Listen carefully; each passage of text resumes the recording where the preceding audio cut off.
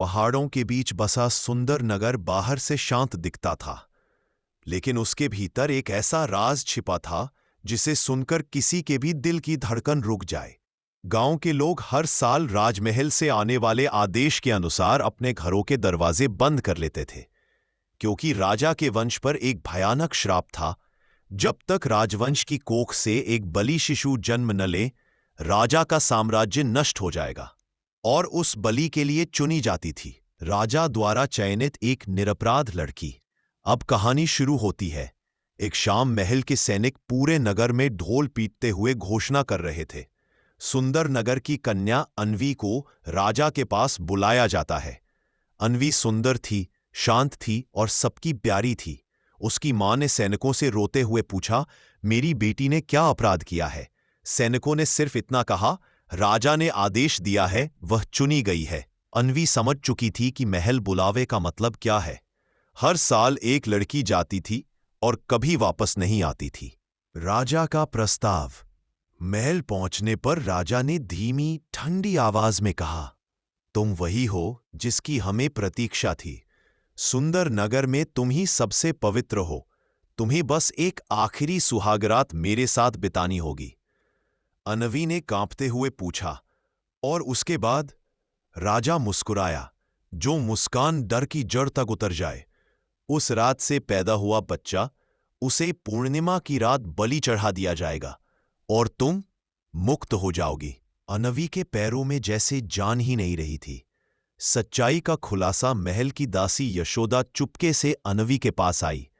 भाग जाओ बेटी, राजा अमर होने के लिए हर 100 साल में एक बलि शिशु पैदा करवाता है। अन्वी ने कांपते हुए पूछा, क्या कोई बचा है राजा से?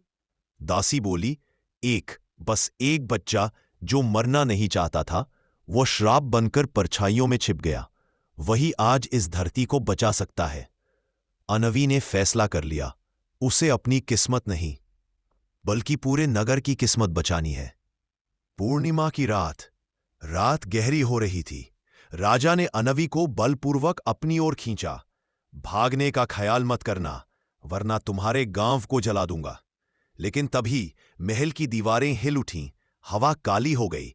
एक परछाई उभरकर राजा के सामने आ गई, आंखें जलती अंगारों जैसी। वो परछाई बोली, तुमने मुझे मारना चाहा था, लेकिन मैं श्राप बनकर लौट आया हूं। राजा चीखा, तुम जीवित कैसे? परछाई गरजी, क्योंकि मां ने मुझे बचाया था। आज मैं अन्वी को और हर लड़की को बचाने आया हूं। आखिरी संघर्ष। राजा ने हथियार उठा लिया। परछाई बिजली की तरह उस पर टूट पड़ी। महल की मशालें एक एक करके बुझने लगीं। अन्वी ने दासी को पकड़ा, भागो, सबको बाहर निकालो। पूरा महल चीखों और धमाकों से भर उठा। एक आखिरी गर्जना के बाद सन्नाटा छा गया।